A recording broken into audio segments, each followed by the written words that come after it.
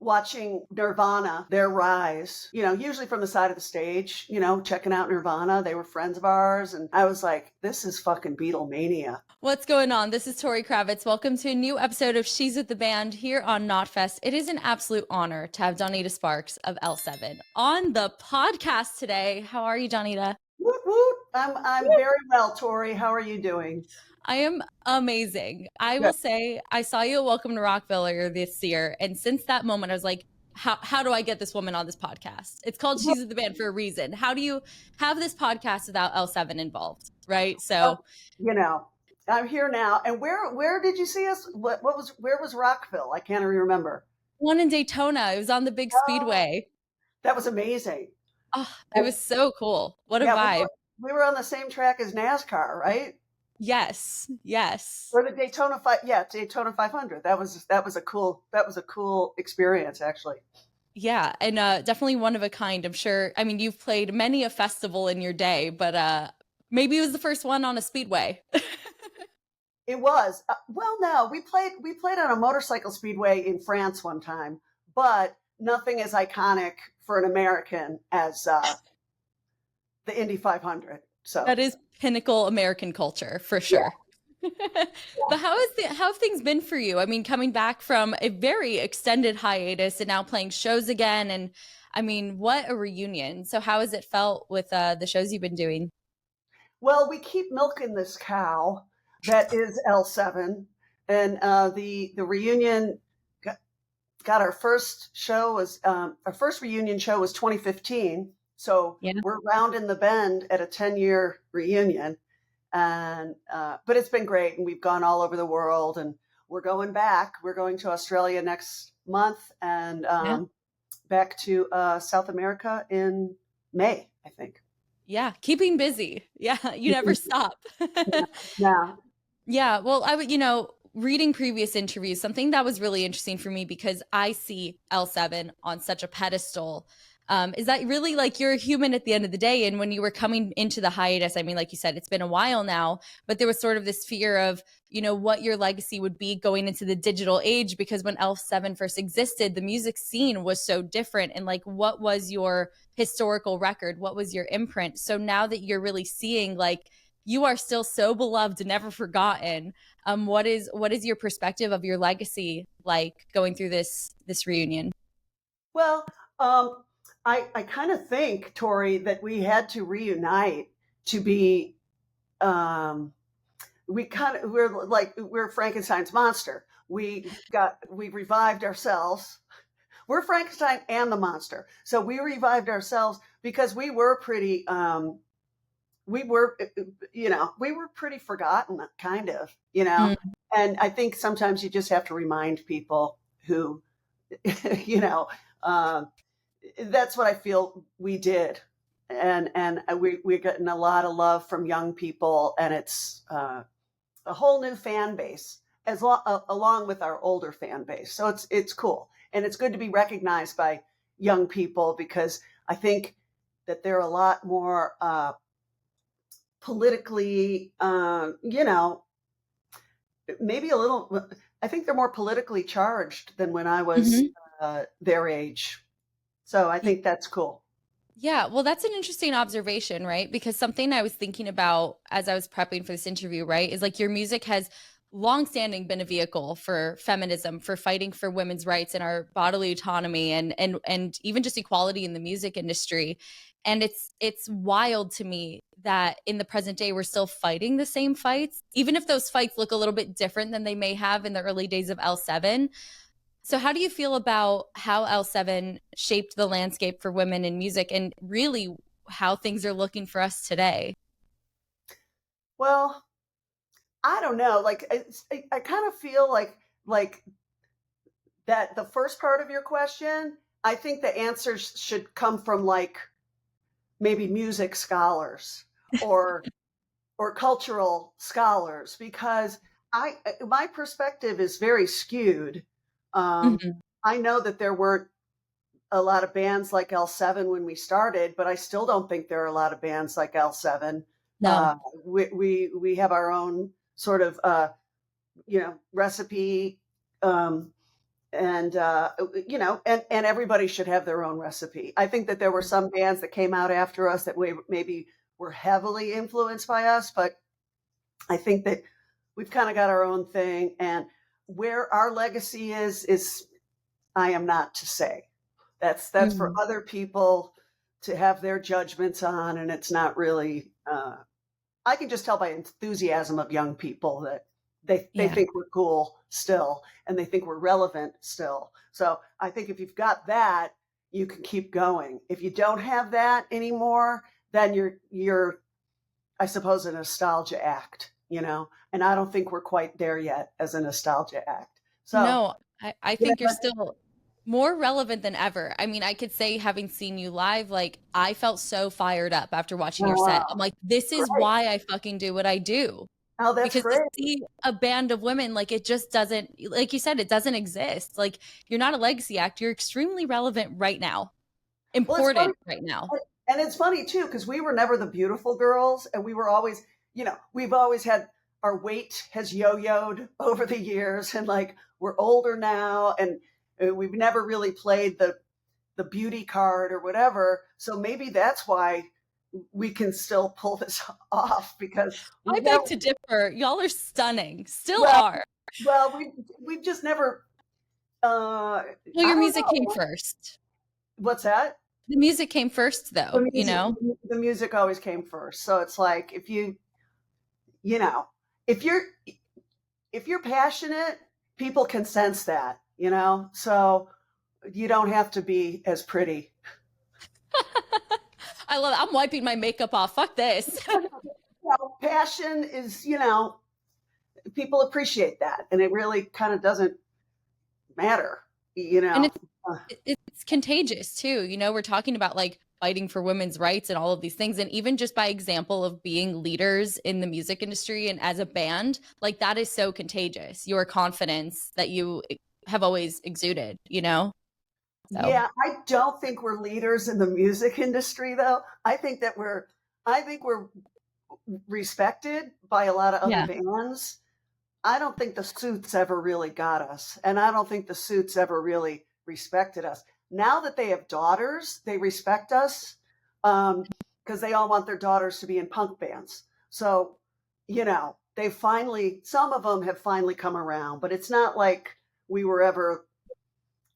I don't think we ever had power in the mainstream. I think we had power in the underground, but like mainstream, we had a little exposure, but not too much. We weren't calling the shots. We were only calling the shots for ourselves, if that makes sense. Well, this is an interesting thought. Do you think the Suits are what determines the credibility and determines the power? I don't think the Suits determine the credibility at all. I think that they do. They're the ones who dole out the power, I think. Like you can have your own power with your own fans, and that's unstoppable to a certain degree. And then you've got to have some backing, some money, some reach, your manager should, if your manager's powerful, you're powerful. And so it's kind of, I don't know. We never had a whole lot of power except for ourselves. Like I said. Yeah. It's such an interesting game of chess, this whole thing. I get that. And, this is making me think of like the current state of the industry, right? Like, we're seeing social media playing such a big role for like young punk bands and so many other responsibilities that you were lucky enough to not have to worry about. So do you think like the punk rock spirit, as you defined it in the early days of L7, still exists? Well, I do, because I think like we were DIY back in the day. Like, we made our own T-shirts, and we bought our own shitty van, and we drove ourselves to the gigs, and we would tour with no roadies, no one, and it was just us driving the van late at night. Dangerous thing, male or female, to do that. So I think that new bands are still doing it, and they've got to do all those things and do their social media stuff. But I do think if you can get a little reach on social media, that goes a long way. But you've got to separate yourself from the clutter too. So I don't know. Yeah, lucky for you, you're like, we already paid our dues. You've separated yourself from the clutter before the clutter got real crazy. Yeah, So that's right. And because we have a fan base, and you know, they're still there, even though I felt that we were kind of swept under the rug in our absence. They kept us alive. So they were posting stuff on YouTube and all that stuff, and like kind of schooling the younger people, like who we were and are. So yeah, absolutely. But and it's so wild to hear you talk because you're so humble about it all. But you know, as somebody who didn't get to live through some of the most amazing moments of like the 80s and 90s rock, I'm just like, this is so cool to be able to talk to you because you've really not only made historical moments, like, would this be an interview with you if I don't briefly sweep by the tampon situation? Or even like a part of other bands' historical moments, like touring the UK with Nirvana, being a part of the sub pop renaissance of the 90s, like the art punk scene in LA in the 80s. When you were going through all of that, did you think you were a part of history? Or like in hindsight, how do you look at those moments? Because like I in my shorter career have been around bands where now they've become sort of legacy acts and I knew them in the beginning and you don't yeah. even realize what's going on in the moment sometimes, like what is No, about to build. you know, we had been around a few years before we got on Sub Pop Records. Right. We had put out a record on Epitaph when Epitaph was a baby label. I think we were Yeah. like the first or second band on Epitaph. But you know, by the time Sub Pop came around, and they were getting some heat, and we were probably one of the few bands that was not from Seattle who got Yeah. signed to Sub Pop.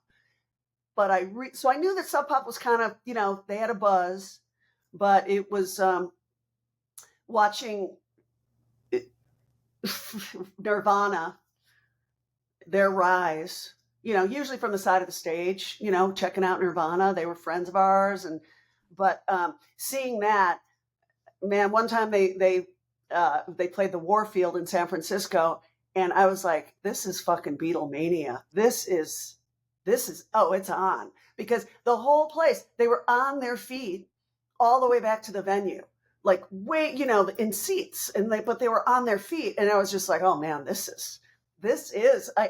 and I did feel like I was witnessing, holy crap, this is like happening, So that was pretty exciting, actually. Was it bizarre to see something like the equivalent of Beatlemania, but being kind of on the inside of it too? Because Yeah. that's also a weird juxtaposition of like seeing the mania outside and then really knowing what's going on inside too. Yeah, that was weird. But like you said, though, when you're in it, I mean, you may observe things, but like you're not like, I'm living in, like this is,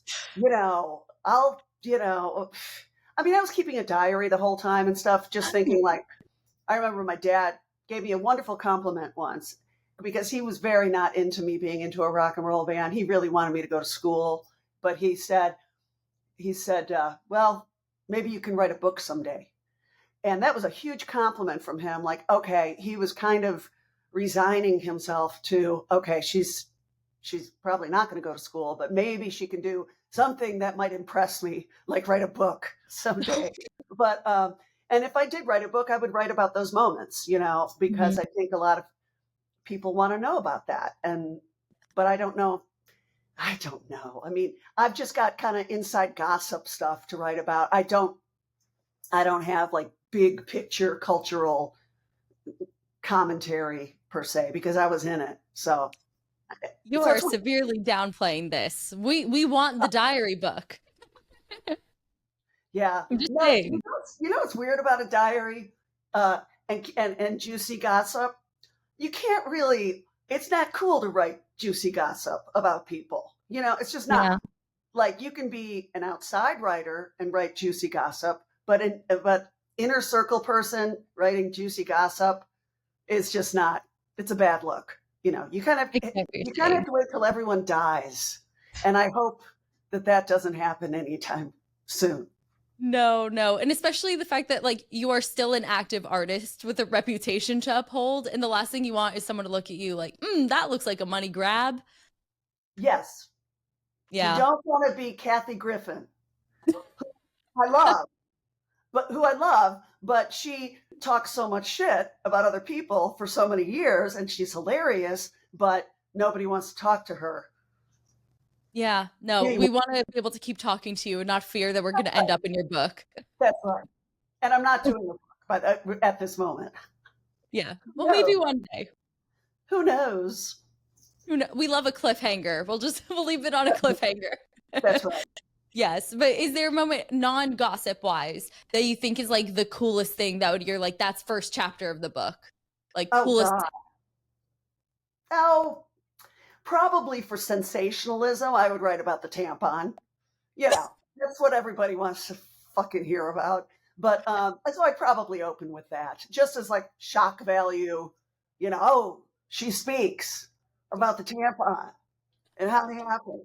Yeah. So like, yeah, That's fair. And also you get it out of the way right away. You're just like, all right, guys, I know this is what you came in here to this book for. Here that's you right. go. And maybe I'd tell like half the story, like reaching down into my pants, but not the actual throw. I'd save that for like the very end of the book. It would be like half at the beginning and then half at the very end. So you'd have to read the whole book. See, I fear we've already started your book, Donita. You just got to keep going now. There you go. Well, you've given me a springboard, Tori, so I thank you very much for that. You're welcome. You are very welcome. One thing too that crossed my mind just very organically as I was watching some more current interviews with you is I was like, damn, I think that's who I want to be when I grow up. Full on, full stop. I don't think Tori, you don't. You don't. I You know why? mean, Because I can tell that you're a very articulate young woman, and that you probably work really hard. You've got your own show. You hustle. You go after people to get on your show, and I really admire that. thanks. I am kind of a sloth at times. I've got my real like I have my productive flashes, and then I have my loaf flashes. I feel that though. But I think that you are probably hustling 24/7. So you don't want to be like me, Tori. You don't. You really don't. Trust me. I appreciate the sentiment, but maybe I do. You know what? I think I could use some rest. So I think I need to adopt the sloth for a little while. Maybe you should adopt the sloth sometimes. Don't go too hard on yourself. So noted. But I'm sure as a creative, though, that time is needed to be able to recharge and have something to say, right? Like it balances out. I don't know. I think I'd be farther in my career if I had a little more hustle. But I am what I am, what I am, what I am, and that's just kind of the way things roll. Otherwise, I'd be Bono, but I'm not fucking Bono. But I wouldn't want you to be anyone else. Who is but Bono? So anyway, there could only be one. Yeah. But okay.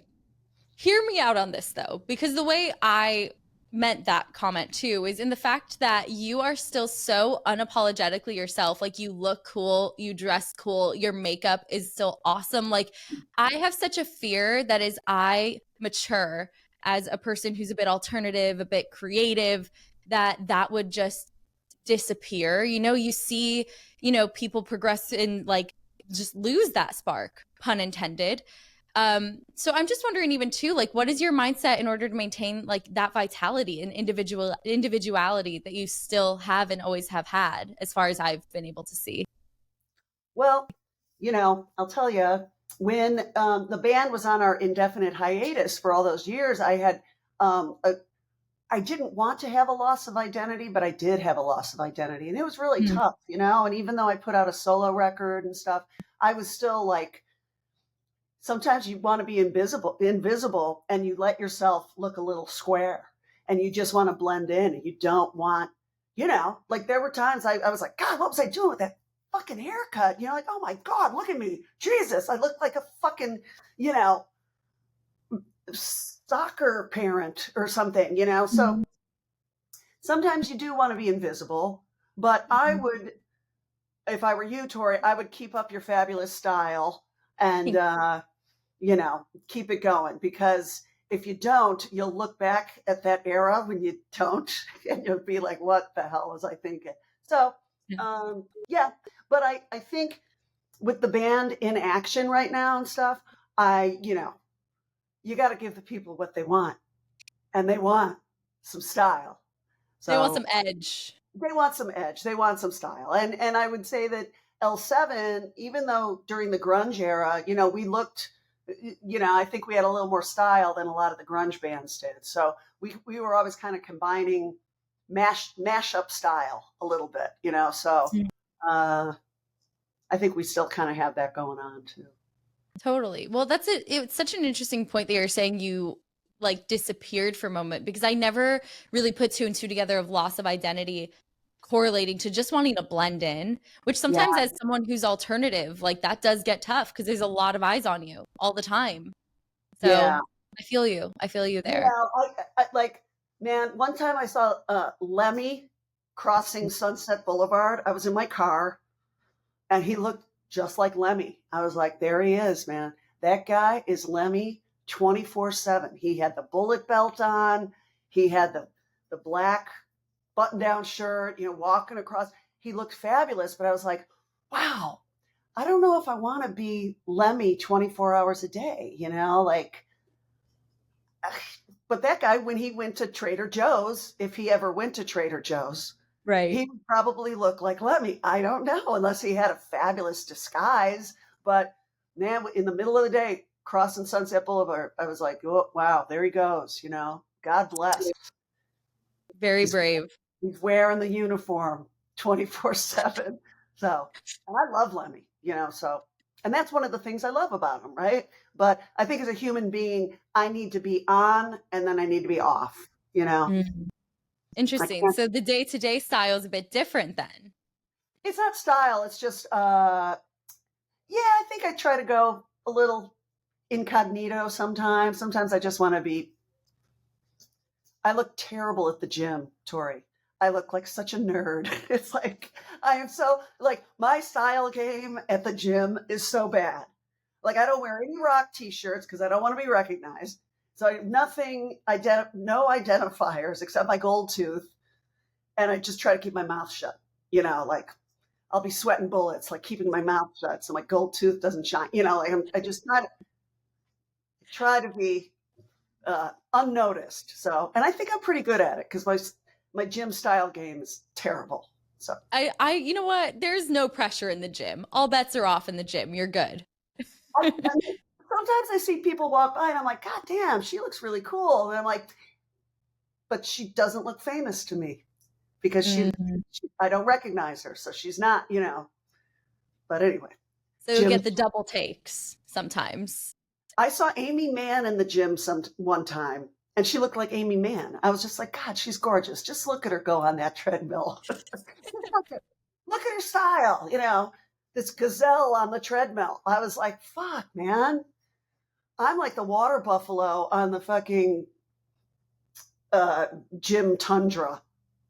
Yeah, next episode, it's just gonna be me hyping you up because you like really you're downplaying it, Donita. We know how cool you are. Okay, all right. I think that could be part of my cool though, is that I'm self-deprecating a lot. So touche, actually. So, but I don't know. Well, last but not least, to wrap us up, we always ask 4 jaw-dropping questions on every episode of She's with the Band, and it's your turn. Are you ready? Yes. Yes. A resounding yes. So what is the most jaw-dropping experience you've ever had at a show? And no, the tampon incident does not count. We already know that one. Wow. At an L7 show or at someone else's show? It could go either way, whichever one comes into your mind first. Well, I would say I'm going to go to a jaw smashing show where I did, and Nirvana were playing in England when we were on tour with them. And there were some kids in the audience, like looking at me at the side of the stage, like kind of beckoning me to stage dive, like, come on, come on. And I had a few beers and I did a stage dive and nobody caught me. And I hit my head really hard and I got a concussion. And and I didn't really tell our tour manager or anything. I was just, when I went to sleep that night, my eyes were going like that. And I was like, I can't go to sleep. I can't go to sleep. So I had to just stay up because I knew I had a concussion, like for the first time in my life. So I would say that was pretty spectacular fail of a jaw dropping moment. I fear I asked for jaw dropping, not jaw breaking. That's right. That is jaw breaking. So no, that's crazy though. That is really gnarly. yeah. I'm glad you're okay Yes, all this time. We think so. The next one here, the most jaw-dropping misstep early in your career, and then the lesson you learned from it. Very early in my career, I smoked weed before I went on stage. Terrible idea. I'm not even a big weed smoker. I'm not a weed smoker. I mean, hardly at all. But it just made me really paranoid, and I stared at my neck the whole time, and I didn't. It was, and I was like, never again. And I never played high again. I never played, when I never played drunk. So I would say that was such a great lesson. It's like, I don't enjoy it, and it's disrespectful to the audience to be fucking staring at your neck all night, like on playing and just not even engaging with the audience. So I'm smoking weed before a gig. Right on. Well, this is interesting because like you were in the band so young that there's almost, especially around that time, like being in a band when you're young was like synonymous with partying. So you had like a strict rule of, okay, we're not doing that before going on stage. Was it just after the show? Correct. Gotcha. It was after. And I think some bands at that time were playing really wasted, and it was part of their charm. But then it also got like, oh man, that you're really milking that being wasted on stage thing. And then it gets a little old and it's like, this isn't funny anymore. This is like, it's not a very good show, So yeah, I have a beer before I go on stage and that's it. Yeah. And plus those bands probably didn't age well in current times, whereas you all are still ripping. So your strategy worked. There you go. Yeah. Who's the craziest person you partied with? Like who was the absolute life of the party back then?